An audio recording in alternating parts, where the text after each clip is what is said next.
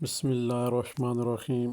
ان کو عامل کے تمام ممبران کو السلام علیکم ورحمۃ اللہ وبرکاتہ۔ اللہ تعالیٰ آپ تمام احباب کو خوش و خرم رکھے۔ ابجد طلسم لکھنے کا طریقہ اور چالیں۔ طلسم اور چیز ہے، نقوش اور چیز ہے، تویزات اور چیز ہے۔ یہ کیا کچھ چیزیں ہیں، ان میں بہت سارے ایسی چیزیں ہیں جو کہ بتانے اور سمجھانے والی ہیں۔ اس میں صرف یہی نہیں ہے کہ آپ نے طلسم دیکھ لیا، طلسم میں تعداد جو ہے نا، بسم اللہ الرحمن الرحیم کر لیں، جب طلسم میں لکھا جائے گا اس کی تعداد بڑھ جاتی ہے، جب نقوش میں لکھا جاتا ہے اس کی تعداد اور ہوتی ہے۔ تو یہ چیزیں سمجھنے والی ہوتی ہیں۔ جہاں پہ آج آپ کو بتایا جا رہا ہے سورۃ فاتحہ کے حوالے سے، سب سے پہلے تو آپ کا جاننا یہ ضروری ہے کہ سورۃ فاتحہ ہے کیا اور اس کا راز کیا ہے۔ تمام تر آسمانی کتابیں، جو 3 کتابیں تورات، انجیل، زبور اور صحیفے جو اتری ہیں پہلے انبیاء اکرام پہ، ان سے لے کر ان کا جتنا نچوڑ ہے نا، وہ سب کچھ قرآن پاک میں ہے۔ آپ کا جاننا ضروری ہے یہ۔ بہت سارے احباب قابل احترام، ان کو سب کچھ پتہ ہے، مگر جن کو نہیں پتہ ان کے لیے جاننا ضروری ہے۔ تمام تر کتابوں کا نچوڑ، صحیفوں کا نچوڑ کس میں ہے؟ قرآن پاک میں۔ قرآن پاک کا نچوڑ کس میں ہے؟ سورۃ بقرہ میں۔ سورۃ بقرہ کا نچوڑ کس میں ہے؟ یہ تھوڑی سمجھنے والی بات ہے۔ مین موضوع کو ہم چھوڑ دیتے ہیں، وہ جو موضوع ہمارا نہیں ہوتا اس کے پیچھے بھاگتے ہیں ہم، عامل حضرات خاص کر کے جو کہ عملیات کی فیلڈ میں جو سیکھنا چاہتے ہیں۔ سورۃ بقرہ کا نچوڑ کس میں؟ ابھی دیکھیں، صحیفے، کتابیں، آسمانی کتابیں، قرآن مجید میں ساری آ گئیں۔ قرآن مجید سارا آ گیا سورۃ بقرہ میں۔ سورۃ بقرہ ساری کی جو نچوڑ ہے نا، وہ سورۃ فاتحہ میں آ گئی۔ سورۃ فاتحہ میں آ گئی پورا نچوڑ جو ہے، صحیفوں سے لے کر، آسمانی کتابوں سے لے کر، قرآن پاک سے لے کر، سورۃ بقرہ سے لے کر، تمام تر نچوڑ کس میں آ گیا؟ سورۃ فاتحہ میں۔ اور سورۃ فاتحہ کا نچوڑ کس میں آ گیا؟ کہ تمام تر چیزیں ملا کے سورۃ فاتحہ بن گئی۔ سورۃ فاتحہ بن گئی جب، تو سورۃ فاتحہ کا اب نچوڑ جو ہے وہ کس میں آ گیا؟ بسم اللہ الرحمن الرحیم میں۔ تھوڑی سی سمجھنے والی بات ہے، بہت زبردست پوائنٹ ہے جو آپ کے سامنے رکھا جا رہا ہے ابھی۔ سورۃ فاتحہ کا نچوڑ ابھی کس میں ہے؟ بسم اللہ الرحمن الرحیم۔ اور بسم اللہ کا نچوڑ کس میں ہے؟ با کے نقطے میں۔ پوری کل کائنات با کے نقطے کے اندر بند ہے۔ اگر ہمیں سمجھ آ جائے، سمجھ آ بھی جائے پھر بھی ہم نہیں سمجھ سکتے ہیں۔ کیوں کہ حضرت علی رضا فرمایا ہے کہ اگر تمام درخت قلم بن جائیں، سمندر سیاہی بن جائے، تو بے کی جو تعریف ہے وہ ختم نہیں ہوتی ہے۔ بے کا جو لفظ ہے اس کو پانے کے لیے ہم عامل حضرات نہیں بھٹکتے ہیں، بلکہ ہم بے سے آگے چلے جاتے ہیں۔ ہمیں کوشش یہ کرنی چاہیے ہم اس چیز کو سب سے پہلے پکڑیں جو ہر چیز سے پہلے آتی ہے۔ بسم اللہ الرحمن الرحیم ہر چیز سے پہلے پڑھی جاتی ہے، تو ہم بسم اللہ کی بے والے نقطے اس کو ٹچ کرتے ہیں اپنی روحانیات کے لیے بھی اور اپنی عملیات کے لیے بھی۔ تب جا کے ہمیں سمجھ آتی ہے کہ بے کا نقطہ کیا ہے۔ جب وہ سمجھ آتی ہے تب تک ہم عرصہ دراز گزر چکا ہوتا ہے۔ تو تمام احباب سے گزارش ہے کہ آج جو نقوش لگایا جا رہا ہے وہ یہاں پہ آپ کو سورۃ فاتحہ کا دیا جا رہا ہے۔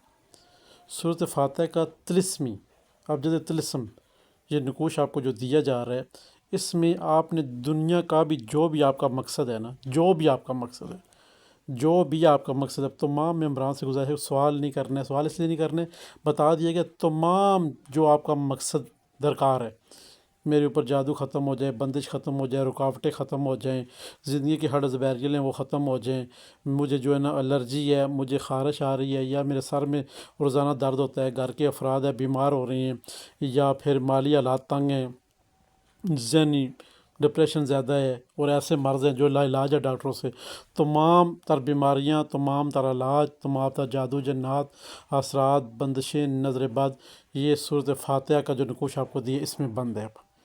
اب آپ نے یہاں پہ سورۃ فاتحہ کے نقوش کے اندر جو خانہ خالی ہے 9 والا، یہ کس والی چال ہے؟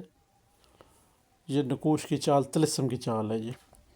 اب یہاں پہ جو خانہ خالی ہے 15 والی نقوش کے اندر جو خانہ خالی ہے، اس کو ہم نے کیا کرنا ہے؟ بیچ میں اپنا نام اور اپنا مقصد لکھنا ہے۔ والدہ کا نام نہیں لکھنا یہاں پہ، اپنا مقصد، اپنا نام اور اپنا مقصد تحریر کرنا بیچ والے خانے میں۔ اب اس کے اوپر خوشبو لگائیں، خوشبو اتنی لگائیں کہ اس کا کوئی حصہ کاغذ کا جب آپ لکھیں گے کوئی رہ نہ جائے اس کا، جو سب سے پہلے آپ کو ویڈیو کے شروع میں دکھائے گا وہ نقوش لکھنے کی ترتیب ہے 1 2 3 4 5 6 7 8 وہ نقوش کی ترتیب ہے، وہاں سے آپ دیکھیں کہاں کہاں جو لکھی ہوئی عدد وہ آپ نے لکھنی ہے۔ اب جب آپ نے نقوش لکھ لیا تو چاروں طرف ہر کونے پر آپ نے خوشبو اس کے اوپر لگا دیں۔ اب خوشبو لگانے کے بعد آپ نے کیا کرنا ہے اس نقوش کے ساتھ وہ بھی ذرا سنتے ہیں تاکہ آپ احباب اب ہم نے کرنا یہ ہے کہ ہم نے اس کی 2 نقوش بنانی ہے۔ کیا کرنا ہے؟ 2 نقوش۔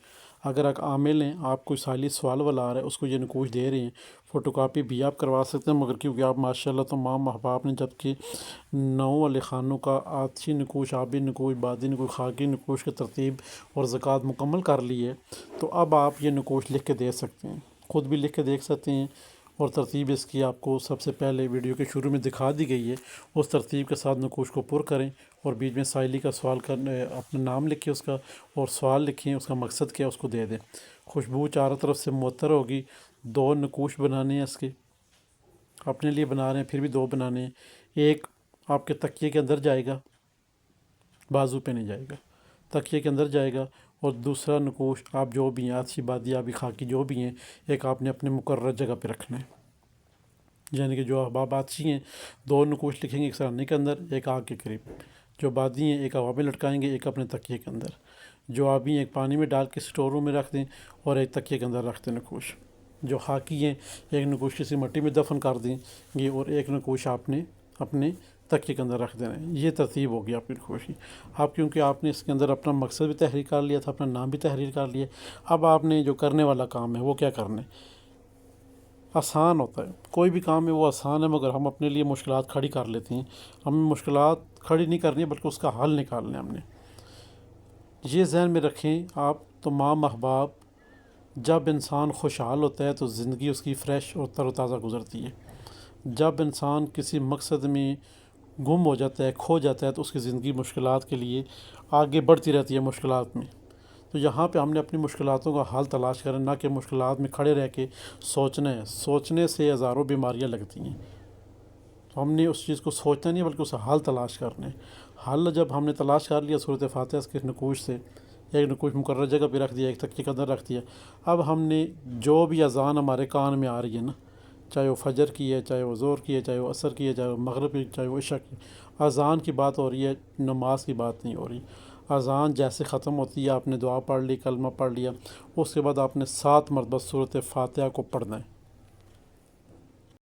7 مرتبہ صورت فاتحہ کو اذان کے بعد پڑھنا ہے۔ جیسے اذان ختم ہوتی ہے 7 مرتبہ صورت فاتحہ کو پڑھنے کے بعد آنکھیں بند کر کے اپنے تصور میں اپنے مقصد کو لاتے ہوئے جہاں مقررہ جگہ پہ نقوش رکھے وہاں اپنے پھونک مار دینی ہے، اور جہاں آپ نے اپنے تکیے کے اندر رکھے وہاں اپنے پھونک مار دینی ہے، اور اپنے رب عز و جل کے ہاں بیان کر دینا کہ اے میرے رب عز و جل، میری یہ حاجت ہے، اللہ کے حکم سے اور سرکار نبی پاک محمد صلی اللہ علیہ وسلم کے حکم سے یہ پوری ہو جائے بس۔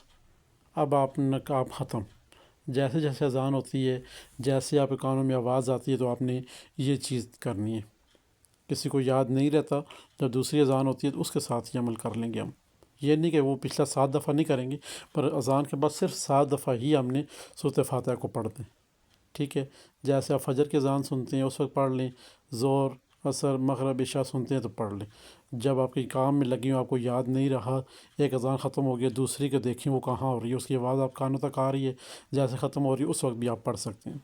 تو انشاءاللہ آپ کے ظاہری موکلات کے علاوہ بھی جو چیزیں سیکھنے والی ہیں، سکھانے والی ہیں، وہ بھی آپ کو ساتھ ساتھ بتائی جا رہی ہیں، تاکہ آپ کے جو احباب نئے ہیں یا پرانے ہیں ان کو سمجھ آئے طلسم میں حروفوں کی تعداد زیادہ ہوتی ہے، یہ آپ نے یاد رکھنا ہے، تاکہ آپ احباب کسی غلط فہمی کا شکار نہ ہوں۔ تو امید ہے انشاءاللہ آپ یہ عمل کریں گے اور آپ کو 100% فائدہ ہوگا۔ آپ کسی احباب کو یہ نقوش اگر لکھ کے دینا چاہیں تو ہماری طرف سے آپ کو اجازت ہے، آپ لکھ کے دے سکتے ہیں، انشاءاللہ اس شخص کو بھی 100% فائدہ ہوگا۔ خدا حافظ۔